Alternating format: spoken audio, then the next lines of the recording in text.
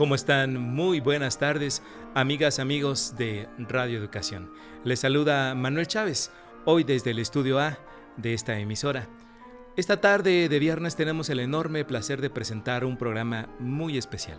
Morelos, Sentimiento de una Nación, con motivo del 260 aniversario del natalicio de José María Morelos y Pavón.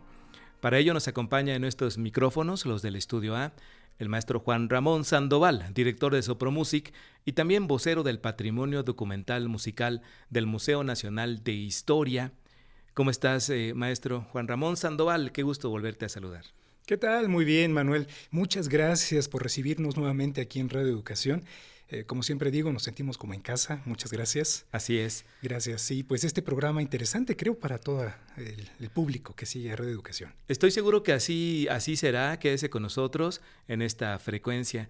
Juan Ramón Sandoval, recordemos, es pianista y también investigador de Sopromusic AC, dedicándose a la divulgación de la música mexicana del siglo XIX a través de conciertos, conferencias y cursos. Asimismo es conductor del programa mensual del Museo Nacional de Historia, Sabores Musicales con Café. En este programa también recibiremos la participación y disfrutaremos la caracterización de Alejandro Corzo, quien es egresado de la licenciatura en actuación de la Escuela Nacional de Arte Teatral, la ENAT, y también del Instituto Nacional de Bellas Artes. En el Museo Nacional de las Intervenciones, Alejandro Corzo representa a personajes como Benito Juárez, Emiliano Zapata, a José María Morelos y también a Huitzilopochtli inclusive. Y a distancia participa en este espacio Joaquín Espinosa, maestro en Historia por la Facultad de Filosofía y Letras de la UNAM, también miembro del Programa Institucional de Doctorado en Historia de la Universidad Michoacana de San Nicolás de Hidalgo. Merecedor en 2019, esto es importante mencionarlo, del Premio Ernesto de la Torre Villar por la mejor investigación histórica sobre la independencia de nuestro país que otorga el Instituto Nacional de Estudios Históricos de las Revoluciones de México. Para comenzar, Juan Ramón, si te parece, escucharemos un audio que nos habla sobre Morelos, sus afectos y sus causas, con Joaquín Espinosa. Perfecto, sí, por favor. Adelante.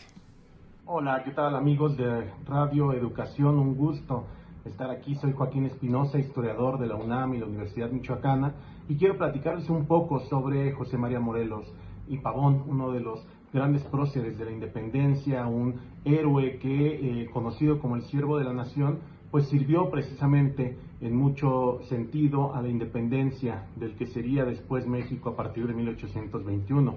Él, como bien sabido, era un clérigo, ¿no?, originario de la ciudad de Valladolid, actualmente Morelia, que fue llamada en su honor en 1828, y que estudió en el Colegio de San Nicolás, donde coincidiría con Miguel Hidalgo como rector de este mismo colegio, por lo cual, entre otras razones también, que digamos por el tiempo no podríamos ahondar tanto, pero lo decide en 1810 a acudir al llamado de su antiguo rector Miguel Hidalgo, ¿no?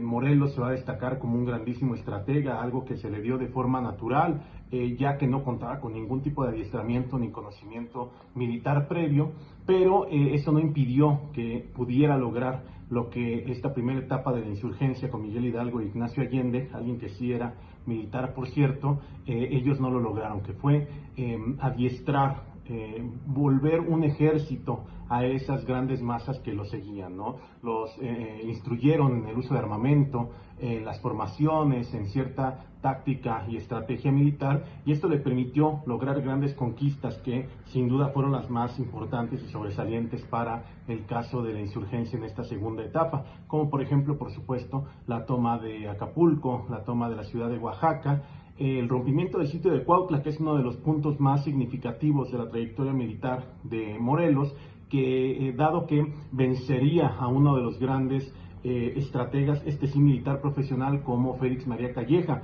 después de más de 70 días de sitio en Cuautla a Milpas, va a lograr salir con todo su ejército sin ser detectado por las fuerzas sitiadoras de Félix María Calleja, lo cual fue militarmente hablando un grandísimo triunfo.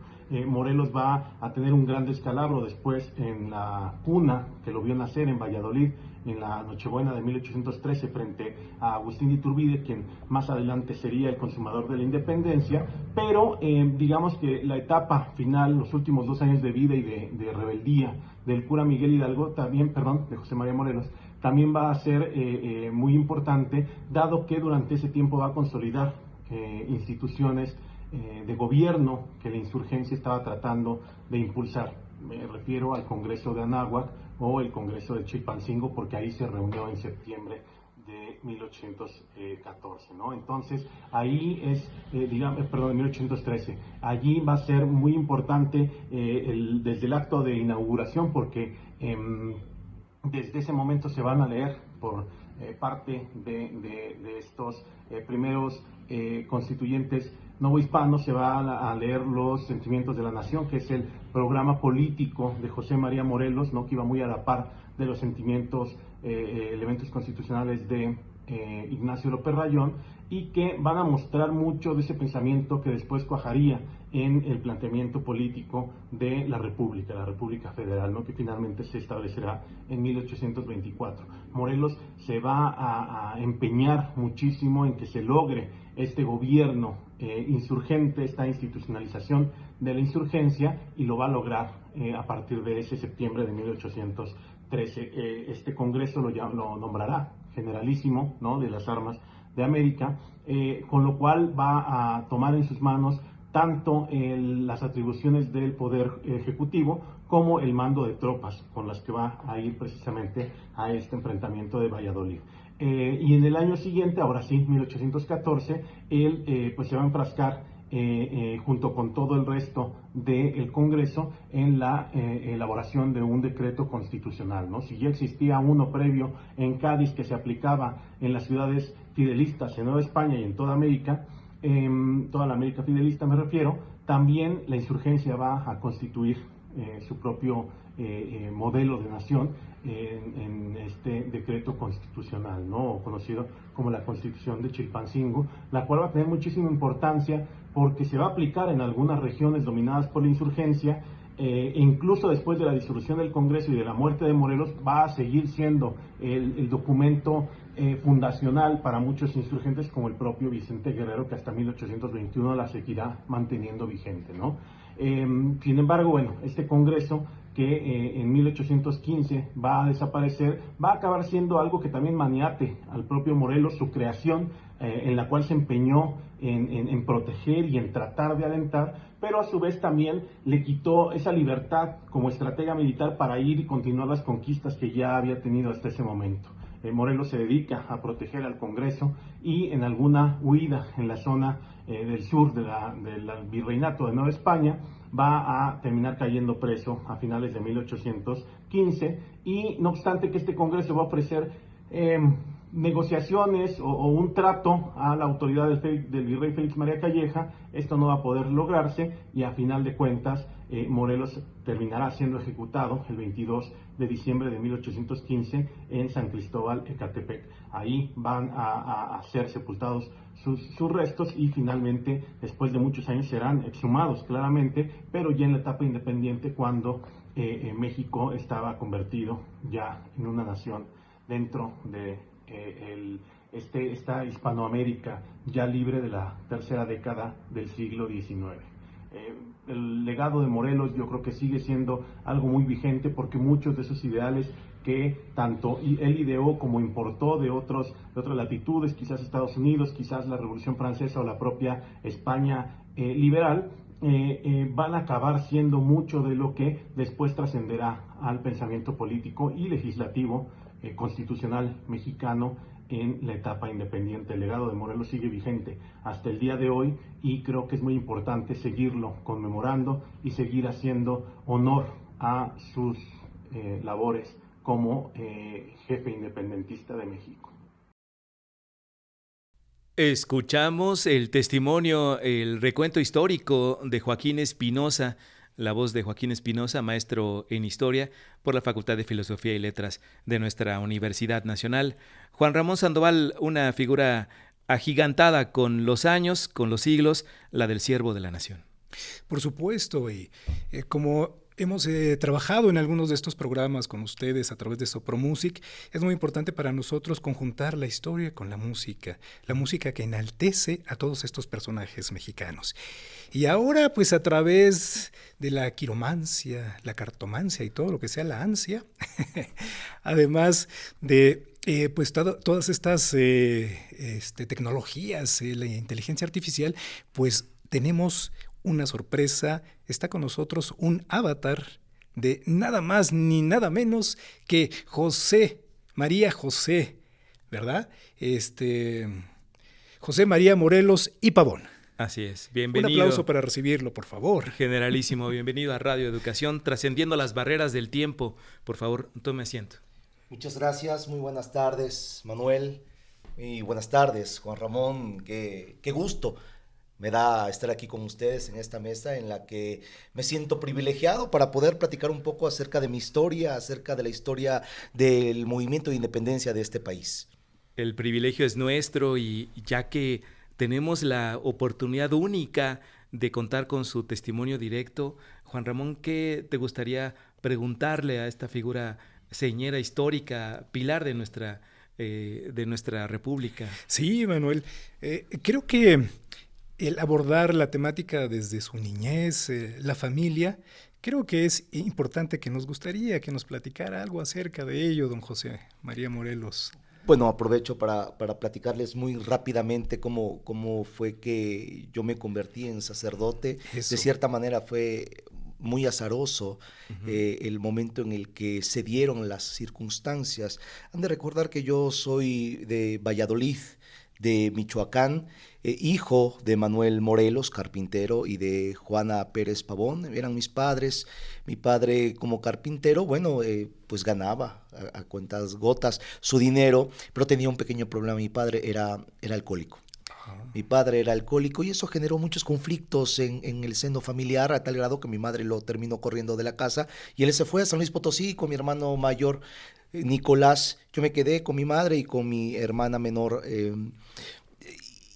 Mi madre, como era una mujer de armas tomar, pues en vez de que yo me quedara en casa o que me quedara con ellas en Valladolid, pues me mandó a trabajar a Patzingán. Ahí trabajé yo aproximadamente unos 10 años en la hacienda de San Rafael Tahuejo, como administrador, como contador, también fui arriero, hice muchas cosas ahí en Apatzingán, ganaba mi dinero, me iba bien. Yo era letrado porque el padre de mi mamá, mi abuelo, era maestro de una escuela, incluso era propietario de esta escuela. También quisiera señalar que yo fui bautizado como español, no sé si ustedes saben. No lo sabía. Yo fui bautizado como español, mis padres eran españoles.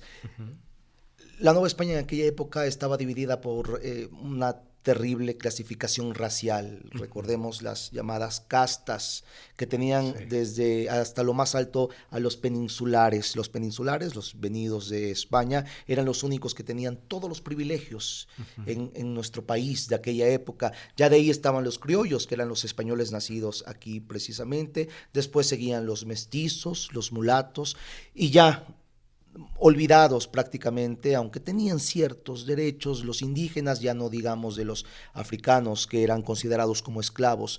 Entonces, yo como mulato, porque dentro de mis venas corría sangre afroamericana, pues no hubiera tenido ninguna posibilidad, ni siquiera de estudiar, ni siquiera de convertirme en sacerdote, pero existía la posibilidad de la limpieza de sangre, que algunas familias optaban por ello. Es decir, al momento del bautizo se le solicitaba al sacerdote a través de unas monedas que bautizara al niño, en este caso a mí, como español.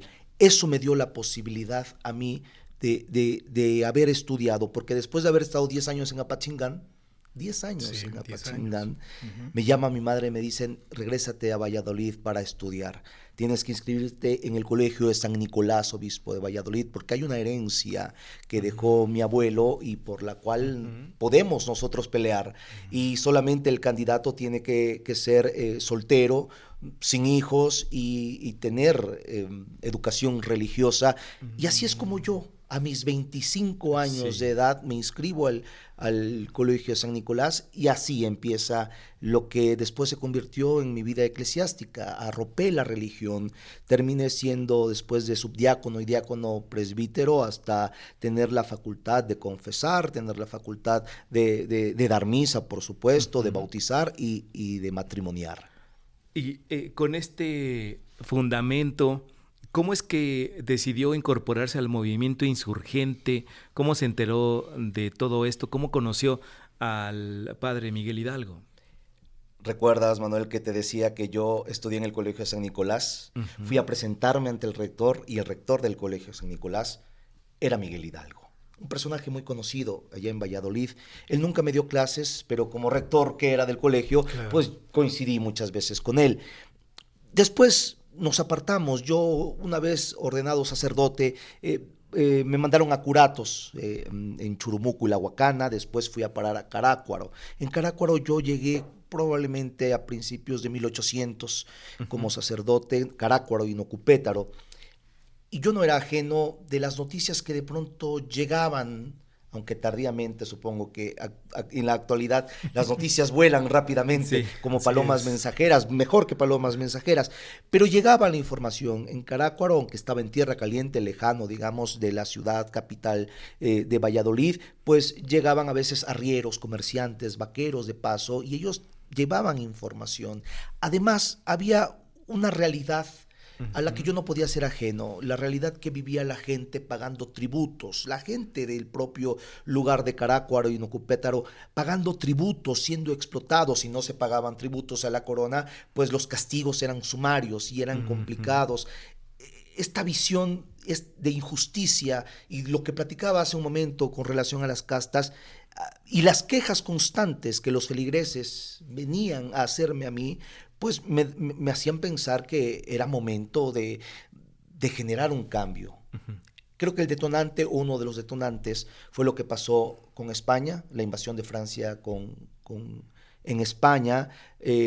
Quitan a Carlos IV, queda Fernando VII, finalmente ya no está Fernando VII quien ocupa la corona española, es el hermano de Napoleón Bonaparte. Eso genera conflicto entre los criollos de la Nueva España porque lo que está en riesgo principalmente es nuestra religión.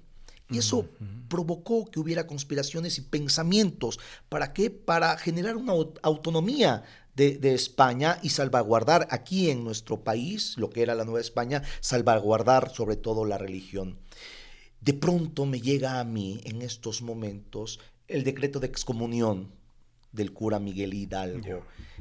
Ya ha iniciado el movimiento y un decreto de excomunión con unas palabras dictadas por el obispo Abad Iqueipo terribles. Y eso me llena de muchas dudas, de muchas interrogantes y yo busco respuestas. ¿Cómo entro al movimiento de independencia? Además de lo que pasaba en España, además de lo que vivía la sociedad de la Nueva España con todo esto que ya platiqué, una vez que yo me encuentro con Hidalgo para tener respuestas, voy a Valladolid, no está ahí, lo alcanzo en Charo, ahí me entrevisto con él me platica que esto ya había empezado y que difícilmente alguien lo iba a parar, y ahí decido yo unirme a la causa independentista. Vaya capítulo, Juan Ramón. Sí, interesante, y sobre todo que también no tenía una preparación militar, ¿verdad? En la marcha ahora sí que fue aprendiendo. Es curioso, Juan Ramón, porque cuando yo escucho a Hidalgo y sus intenciones y su plan de gobierno, recordemos que Hidalgo ya tenía pensado que este país, una vez que lograse la independencia, pudiera en todo caso acercarse a lo que era una república, a lo que pasaba, por ejemplo, en Estados Unidos, a lo que ya estaba pasando en otros países, aunque todavía respetaban la figura del rey.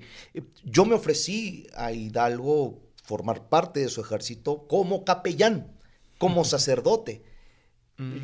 Yo le digo, acépteme en su ejército, pero como sacerdote. Yo no tenía, por supuesto, que no me pasaba por la mente tomar un fusil para ir a enfrentar a los gachupines, por supuesto que no. Pero Hidalgo fue quien tomó la decisión. No, me dice, no. Capellanes tengo muchos, dice. Usted va a ser general general para la conquista y nuevo gobierno de las provincias del sur, y su misión inicial va a ser la toma de Acapulco. Como dice Juan Ramón, claro. Sacerdote, conocedor del terreno, y creo que eso lo sabía Hidalgo y por eso me escogió, pero a final de cuentas, sin ninguna preparación militar. Sin embargo, acepté. ¿Cómo le iba a hacer? No sabía, pero acepté la encomienda que Hidalgo me dio en ese octubre de 1810. Trascendiendo las barreras del tiempo, estamos conversando esta tarde aquí en La Centenaria y en Radio Educación, en nuestras señales, con el generalísimo José María Morelos y Pavón, generalísimo o siervo de la nación. ¿Qué nombre le asienta más, qué le causan estos nombramientos, general? Yo preferiría siervo de la nación. Uh-huh. Cuando eso sucedió en la apertura del Congreso de Chilpancingo, bueno, en esos días, cuando inauguramos el primer congreso, el gran congreso de la Náhuac, allá en Chilpancingo, donde logramos reunir a diferentes diputados, representantes de las distintas provincias, pues ellos me querían dar un título, el de Alteza Serenísima. Y yo dije, no, por supuesto que no. Yo no soy más que un igual, y en todo caso menos que muchos de ustedes que son políticamente preparados. Había muchos abogados, el propio Rayón, mi propio secretario Andrés Quintana Roo, gente de leyes, gente estudiada. En ese sentido, yo por supuesto estudié durante mi tránsito de preparación como sacerdote, pero les tenía respeto a ellos. Entonces yo dije, no, yo no puedo ser Alteza Serenísima. Me quieren dar un cargo, pónganme el del siervo, el siervo de la nación, porque yo estoy aquí para servir. Vamos, nuestro Señor Jesucristo era el Cordero de Dios. Yo no podía ser más que eso. Por supuesto que no. Yo estaba para servir, y para servir sobre todo ahí al Congreso. Sí, el cargo de generalísimo me lo otorgaron finalmente, y también me otorgaron o me reconocieron como el representante del Poder Ejecutivo, que ya en ese momento se había establecido con la creación del Congreso de la Unión. Uh-huh. ¿Qué fuego veía en los ojos de Miguel Hidalgo? ¿Qué finalidad perseguía él? Hay muchas versiones en la historia. Es una fortuna contar con un testimonio directo de las decisiones que llegó a tomar el cura Hidalgo, desde nombrarlo generalísimo hasta no tomar la Ciudad de México. En fin, ¿qué impresión le causó el hoy llamado padre de la patria, general? Era un personaje muy preparado, muy inteligente, decía hace un momento, muy conocido en Michoacán, sobre todo en Valladolid. Él incluso en su casa celebraba fiestas, convivía con la gente, era muy desinteresado. ¿Qué pensaba Hidalgo? Que era momento de hacer un alto de todas las injusticias. Él me encomendó algo fundamental que yo debía seguir y establecer en cada pueblo al que yo llegara: la abolición de la esclavitud.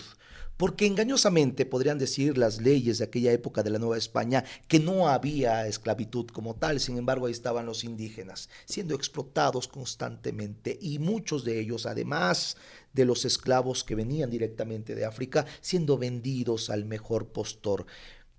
Ya esa visión era demasiado para esa época, ya era demasiado atrevimiento. Decirle a la corona, basta con estas prácticas antiquísimas, prácticas que vienen de Europa, no somos nosotros productos de venta. Y eso fue una de las cosas que yo valoré mucho en Hidalgo y que él me encomendó. Sobre todo, era permitida en todo caso la tortura en aquella época, y algo, y lo mencionaba al principio, que me sedujo de las palabras de Miguel Hidalgo, era esta visión de darle al pueblo la posibilidad de alzar su voz, de que su voz sea oída, de que se acabaran los privilegios. Y esa llama era constante en su mirada, era un ímpetu, una necesidad de decir, hay que romper con todo aquello que estorba y con todo aquello que nos ha oprimido durante tantos años. Y por eso me sentí convencido. Lamentablemente, Hidalgo, pues, falleció fusilado en 1811 y él no pudo disfrutar de la posibilidad de la independencia de este país. Claro, 10 años después. Y es, Juan Ramón, muy conocido el episodio de la batalla de Cuautla, el sitio de Cuautla, y la revelación de sus dotes estrategas, los de el generalísimo José María Morelos, que está hoy con nosotros. Exactamente, sí, Manuel. Pero bueno, vamos a regresarnos un poquito sí, a claro. este planteamiento de plan de gobierno que tiene a través de sus sentimientos de la nación. Exacto. Creo ahí es un punto fundamental para nuestra historia. Y pues, generalísimo, ¿qué nos puede decir acerca de esto, de su plan social, su visión política? Bueno, quisiera simplemente precisar con relación a lo que dice Manuel algo brevemente. Efectivamente, yo no tuve preparación militar. Yo fui aprendiendo en el camino. Yo tenía como referencias algo que se mencionaba hace un momento, que fue la Revolución Francesa y también la independencia de los Estados Unidos. Por supuesto que yo no tenía sus manuales de guerra, pero ¿qué tenía yo de estas dos referencias? Algo importante, que era el pueblo el que había tomado las armas. ¿Para qué? Para romper las cadenas, aunque suene a lugar común. Y eso es lo que me ayudó, además de mucha gente que fui sumando a la causa, y muchos de ellos habían pertenecido, como la familia de Vicente Guerrero, a la milicia. Juan Ramón, cuando muere Hidalgo, queda a la cabeza del movimiento Ignacio López Rayón. Por supuesto también abogado, y Ignacio López Rayón tiene una visión similar a la de Hidalgo y también similar a la mía. Nada más que Ignacio López Rayón seguía viendo en Fernando VII la figura de nuestro soberano, es decir, que la soberanía recayera o que siguiera recayendo en Fernando VII, es decir, el control político. Yo para 1813, con la apertura del Congreso de Chilpancingo, yo ya no pensaba así. Ya teníamos que tener una independencia total con España. Para mí Fernando VII estaba de vacaciones en Francia. No podíamos considerarlo como nuestro soberano. No había rey. Y en todo caso, si estuviera como rey, había permitido que este gobierno se convirtiera en un gobierno tirano, en un gobierno opresor. Y era lícito para los pueblos levantarse en armas contra aquellos que los oprimían. Entonces, muy venido de todas estas enseñanzas que incluso yo aprendí de la Biblia, que incluso aprendí en mi preparación como sacerdote, de la visión de Hidalgo y de estas referencias que ya mencioné en su momento, decido dictarle a Andrés Quintana Roo, que era mi secretario, algo que surgió sí, de lo más profundo de mi ser, de lo más profundo de mi intelecto, al que nombré los sentimientos de la nación. Debo decir que López Rayón ya había elaborado algo que llamó elementos constitucionales. Para mí, demasiado tibio López Rayón, porque él decía, por supuesto, como lo mencioné hace un momento, que era todavía Fernando VII nuestro soberano. Él, por ejemplo, no le ponía un alto total a la tortura, no le ponía un alto total a la esclavitud en sus elementos constitucionales, y yo, en los sentimientos de la nación, digo como primer punto que la América es libre e independiente de España, de cualquier otra nación o monarquía, y eso es importante para todos nosotros, porque cuando empezó el movimiento Hidalgo, todavía se pensaba en Fernando VII como el jefe de la corona, como el jefe del movimiento. A partir de mis sentimientos de la nación, ya no. Ya la América es libre e independiente de España. Y algo también importante que establezco en los sentimientos de la nación, Juan Ramón, ya que lo preguntas, es que la soberanía dimana inmediatamente del pueblo. Es decir, el poder político de esta nación viene del pueblo. Establecemos, por supuesto, la división de los poderes en ejecutivo, legislativo y judicial. Aquí también establecemos que solamente los americanos van a poder trabajar en la Nueva España. Abolimos la esclavitud, censuramos totalmente la tortura, y algo que me parece fundamental y necesario, sobre todo en el momento en el que vivíamos y que forma parte de los sentimientos de la nación, es que todos somos iguales. Todos los americanos somos iguales. Vamos, la Biblia misma lo dice. La Biblia misma lo dice. Todos somos iguales ante los ojos de Dios. Se abre uno las venas, ¿y qué va a salir? Sangre roja, sin distinción. En cada ser humano, todos somos iguales, todos los americanos somos iguales y solamente, y esto me parece fundamental, solamente nos va a distinguir, ¿saben qué cosa? ¿Sabes qué cosa, Juan Ramón? ¿Sabes qué cosa, Manuel? De un americano Cuéntenos. y el otro, los vicios y las virtudes, es decir, nuestras acciones. Y ahí cada quien es responsable de sus acciones. Esa va a ser la única distinción sin importar el color de piel. Qué importante visión. Sí, por Novedosa. supuesto. Y bueno, actual en su momento, ¿verdad? O sea, También, en la sí. vanguardia, sí, el pensamiento que venía desde la Revolución Francesa, pues los derechos del hombre, la independencia de Estados Unidos, por supuesto, también que enarbolaba ciertos principios de ello. Sí, fundamental, maravilloso, ¿no? Su visión. ¿Y qué respuesta hubo a estas propuestas, general? Entre las huestes de los independentistas, entre su ejército, le seguían con vehemencia. ¿Qué aventura militar podría platicarnos? Sí, porque tenía realmente mucho carisma. Sí. Y la gente lo seguía, a pesar de que también ya nos va a decir algunas cositas, ¿verdad? Que como de repente Queda llamaba. pendiente lo de Cuautla, que ahorita rápidamente, muy rápidamente lo voy a mencionar. Eso es. La pregunta que me haces, Manuel, me parece bastante pertinente. Justo llegamos a Chilpancingo en medio de una disputa de egos, de diferencias. Una de las principales que ya mencioné es la que yo tenía con López Rayón, que es esta, aunque pareciera menor, pero era fundamental. Seguimos considerando a Fernando VII como nuestro soberano, y yo decía, no, yo en ese momento ya decía guerra a muerte contra España, era necesario.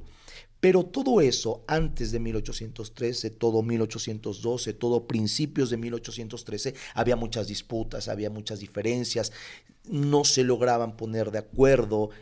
Los representantes antes de Congreso eran juntas, o así eran denominadas. Justo el Congreso lo que nos permitió fue unirnos, o vamos, esa era la intención inicial.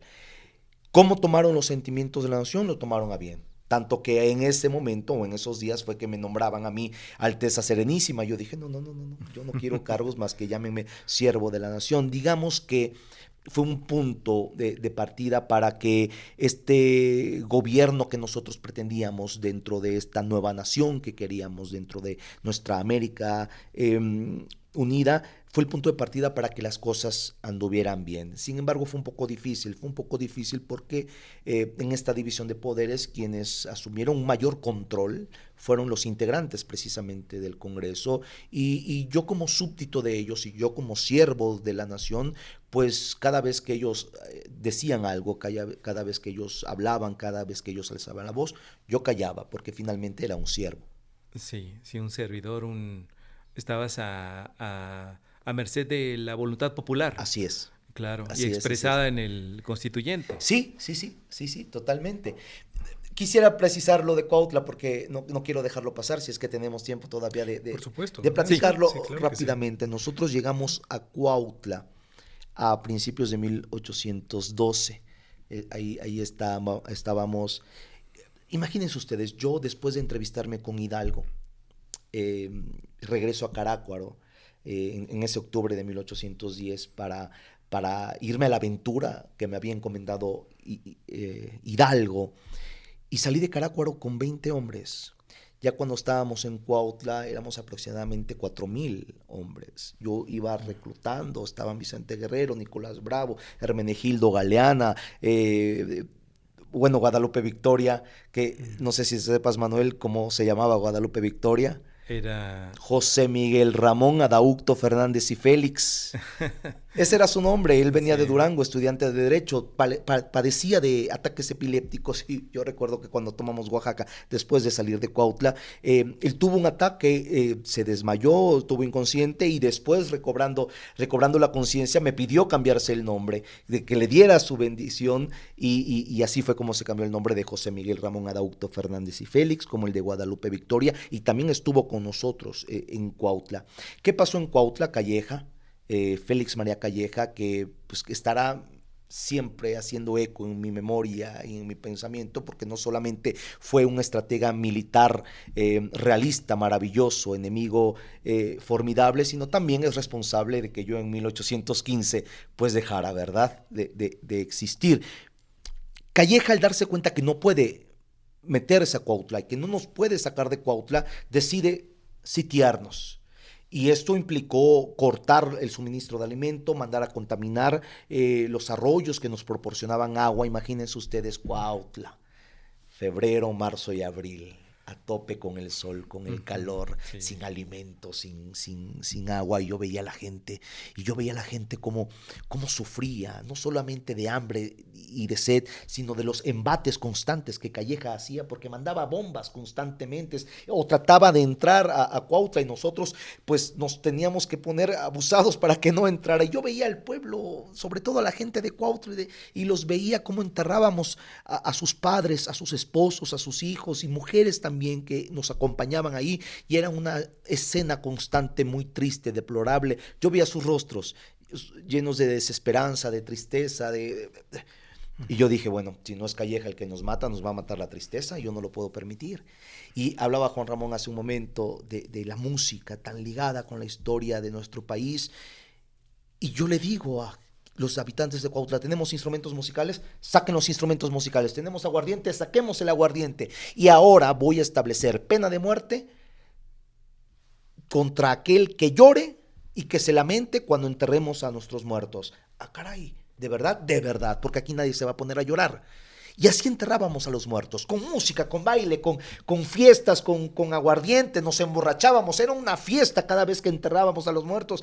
Y la gente de pronto decía, esto está sucediendo, nos poníamos a cantar.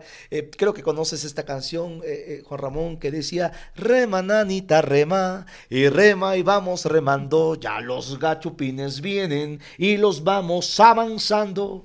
Había una parte que decía, aquí en Cuautla, los gachupas quieren sangre, matar a nuestra nación, nosotros los venceremos, les daremos chicharrón. Y de pronto se soltaba la risotada y nos olvidábamos del sufrimiento. Bueno, pareciera ilógico, pero poder arrancarle una sonrisa en esos momentos a la gente era para mí satisfactorio. Calleja, desde las afueras escuchaba, era un mensaje para él. No le íbamos a demostrar al enemigo que estábamos sufriendo. Uh-huh. Bueno, él escribió al gobernante de la Nueva España en ese momento, a quienes ellos llamaban virrey, y dice, bueno, este Morelos es un segundo Mahoma. ¿Cómo es posible que entierre a sus muertos con música, con baile, con borracheras?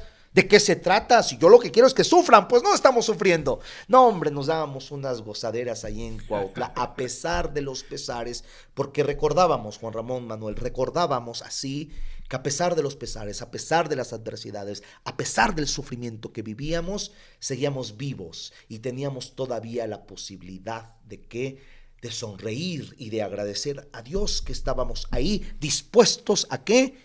A lograr el propósito que nos habíamos establecido, que es el que Hidalgo había iniciado. ¡Qué maravilla! Un capítulo que no conocíamos. Es la ventaja de tener al propio general Morelos con nosotros, Juan Ramón. Sí, claro, sí, nos da los detalles. Sí, es maravilloso. Y también algo aquí importante que dentro del sitio de Cuautla, a mí me llama muchísimo la atención, pues la participación de uno de los hijos de Morelos, su primogénito, porque también ese es otro capítulo especial, ¿verdad? Sí, vamos, dentro del movimiento había un ejército de niños, un ejército llamado los emulantes. Nos ayudaban a muchas cosas, sobre todo a transitar información, para escuchar, se podían escabullir por su corta edad, por su estatura, vamos. Los emulantes eran un ejército de niños y mi hijo Juan Nepomuceno Almonte fue general del ejército de los emulantes y allí en Cuautla fueron de mucha ayuda. Bueno, en Cuautla uno de los integrantes de los emulantes vio cómo trataban de meterse unos soldados realistas en alguna zona de Cuautla y nosotros estábamos distraídos y de pronto este muchachito que ve a los soldados agarra un cañón, le prende la mecha y ¡vámonos! De un cañonazo se echa a estos realistas y ese niño, integrante de los emulantes, era nada más y nada menos que Narciso Mendoza. Y de ahí sus compañeros y bueno, nosotros mismos decidimos llamarlo el niño artillero. El niño Sí, no sé artillero. si han escuchado hablar de él. Sí, ¿cómo no? Narciso Mendoza, el niño artillero. Era importante para nosotros la participación de los niños. Y sí, Juan Nepomuceno Almonte fue general de los emulantes, hijo mío, uno de mis hijos, uno de los hijos que tuve, y sí, yo, José María Teclo, por cierto, Morelos y Pavón, Morelos Pérez Pavón, tuve 4 hijos. Juan Nepomuceno.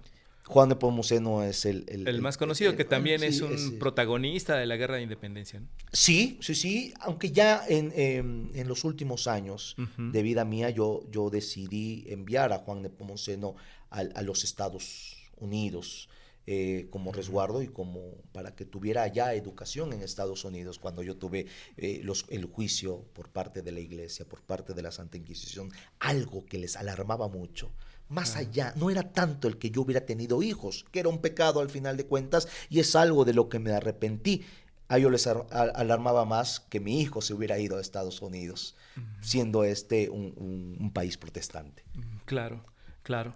Antes de conocer la parte final de la interesante vida de José María Morelos, que está con nosotros esta tarde aquí en el estudio A de Radio Educación, tendremos oportunidad de hacer una pausa, estimado Juan Ramón Sandoval. Sí, claro.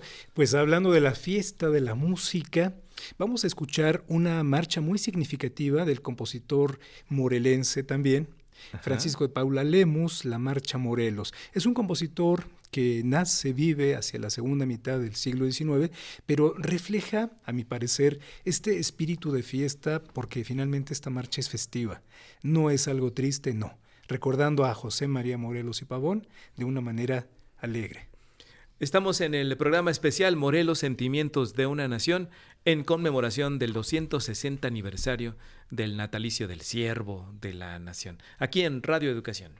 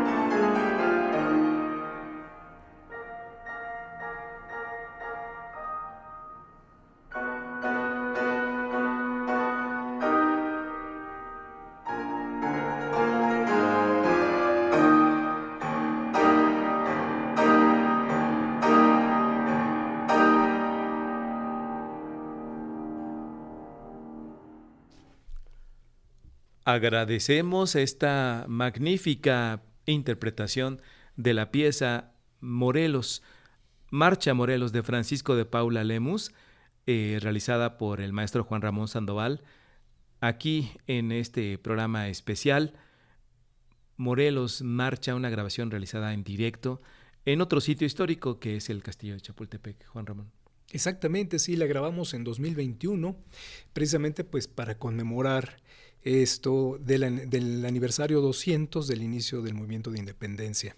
Sí, grabamos ahí en el Alcázar del Castillo de Chapultepec. Y esta tarde, trascendiendo las barreras del tiempo, está en los micrófonos de Radio Educación José María Morelos y Pavón, y queremos conocer, general, las circunstancias de su aprehensión y sus últimos días de vida. Perdónenos por hacerle remembrar esta seguramente pues difícil época de aquellos años. Difícil, pero yo estaba convencido que en el momento en el que acepté esta encomienda de Hidalgo, la muerte iba a estar acechándome y que tarde o temprano me iba a alcanzar. Curiosamente, después de la congregación de, valga la redundancia, el Congreso de la Unión, vinieron tiempos difíciles. Yo perdí en Valladolid, que es mi ciudad natal, no pude tomarlo en diciembre, luego perdimos en Puruarán y en 1814 aún con la constitución de Apatzingán, fue un año difícil para mí. Perdí a mis mejores hombres, perdí a mis dos brazos, decía yo, a Mariano Matamoros y a Hermenegildo Galeana, fueron ejecutados lamentablemente, y el Congreso entonces ya no me veía con tan buenos ojos, me quitaron la posibilidad de seguir con mis campañas y de tomar pueblos, y entonces me dieron la encomienda de protegerlos, porque el Congreso estaba a salto de mata, y así fue como protegiéndolos nos alcanzaron en Puebla los realistas y me apresaron el 5 de noviembre de ese año funesto 1815. Félix María Calleja, el que nos asedió en Cuautla, era ahora el gobernante de la Nueva España, y Félix María Calleja del Rey, cuando se da cuenta que yo estoy apresado, dice: no me lo toquen, tráiganmelo para la Ciudad de México. El ánimo de revancha, de venganza. Pues sobre todo porque él sabía lo que yo representaba, porque pues tras la muerte de Hidalgo yo me personalicé y yo dije: tenemos que lograr esto que Hidalgo inició y limar todas las diferencias que pudiéramos tener los patriotas. Yo estuve preso en la sede de la Santa Inquisición, que es un edificio que no sé si sigue existiendo, que está enfrente de la Plaza Santo Domingo, atrás de la Catedral Metropolitana. Cuando yo llego ahí sigue. Pues ahí estuve yo preso. Cuando llegué, la Catedral Metropolitana tocaba con sus campanas Te Deums para festejar mi aprehensión. Después estuve en la Ciudadela. Yo, y lo digo rápidamente, yo viví me encomendaron en 3 tribunales. El Tribunal de las Jurisdicciones Unidas, porque no había prisa, Iglesia y Estado se unieron para enjuiciarme. Estaba por otro lado la Santa Inquisición, que me estaba acusando de hereje, y estaba por otro lado el juicio militar. La Santa Inquisición terminó por degradarme, yo sufrí la degradación divina. No podían sentenciarme a muerte porque tenía el fuero como sacerdote. Entonces todo fue estratégicamente planeado. Bueno, lo degradamos como sacerdote. Me rasparon las yemas de mis dedos pulgares, me quitaron la facultad de ofrecer misa, la facultad de confesar, la facultad, de hacer lo que yo sabía hacer muy bien, sobre todo en mis tiempos en Carácuaro. Y fue un proceso muy bochornoso. Muy bochornoso. Y los interrogatorios fueron constantes y difíciles, y lo que buscaban es que yo me arrepintiera. Yo me arrepentí, debo reconocerlo, de mis pecados carnales, de mis pecados como ser humano. Ellos me decían: ¿por qué traicionaste al rey? Y yo contestaba: ¿pero cuál rey? ¿Cuál rey? Si Fernando VII, como lo dije hace un momento, está de vacaciones en Francia. Y finalmente dictaron la sentencia de muerte para el 22 de diciembre de ese 1815. 22 de diciembre de 1815 se extinguió la vida de un prócer de nuestra república, Juan Ramón. Así es, sí, lamentablemente, ¿verdad?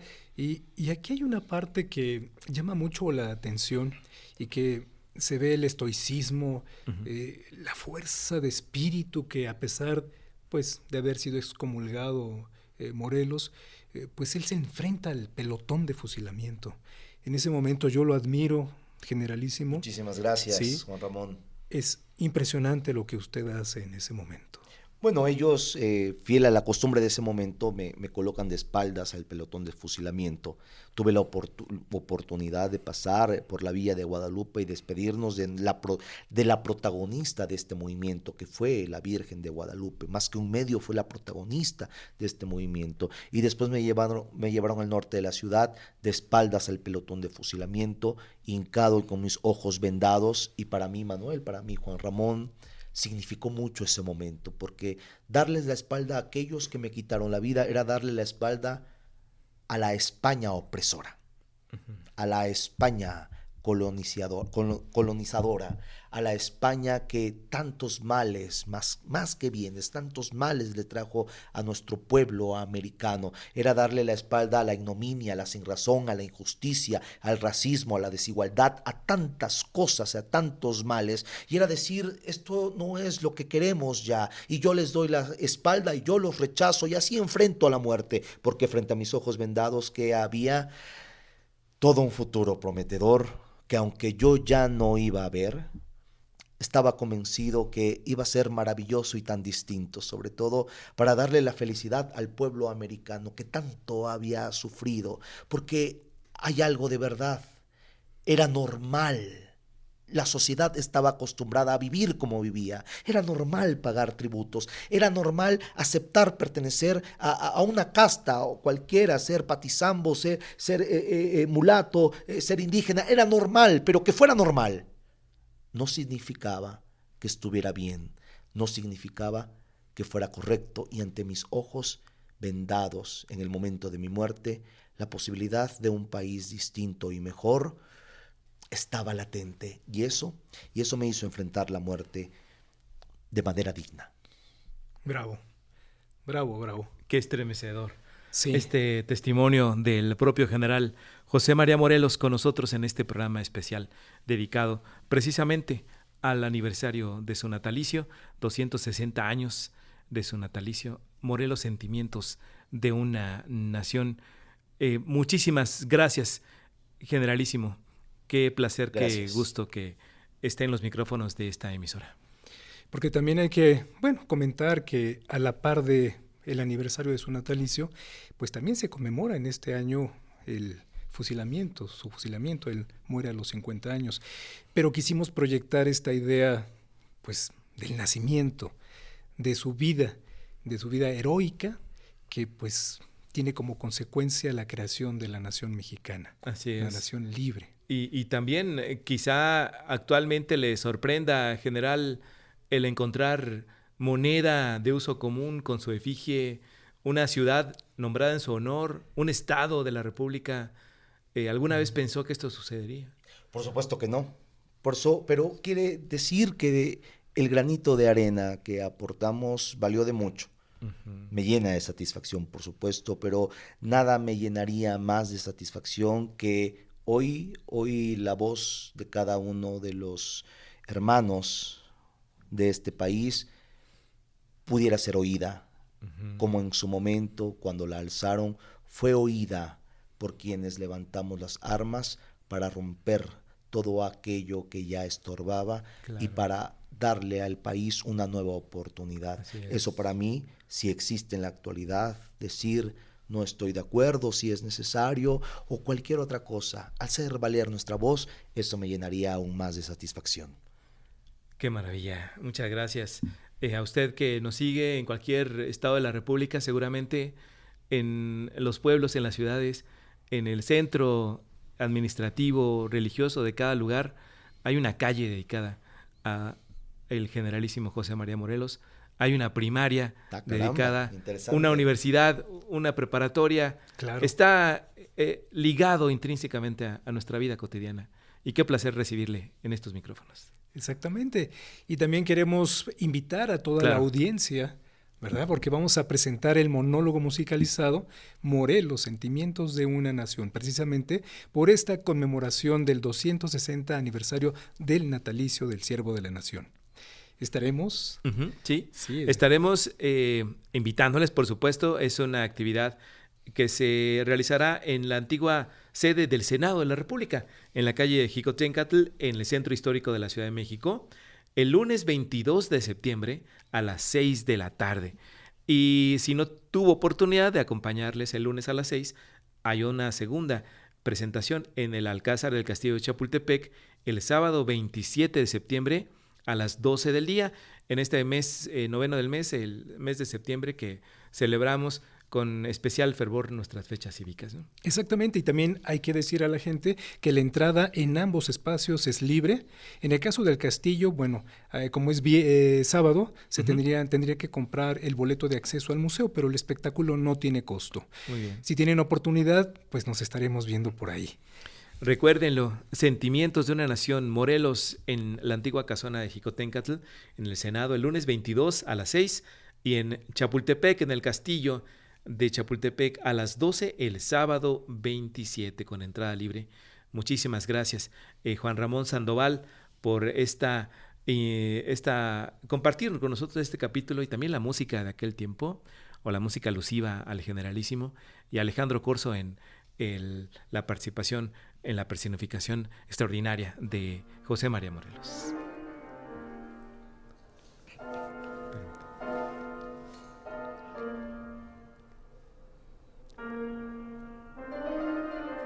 Agradecemos a ustedes por habernos sintonizado. Participamos en este programa Fortino Longines en los controles técnicos, Geraldine Maciel en la asistencia de producción, Miguel Ángel Fernández y Margarita González en la realización de este programa.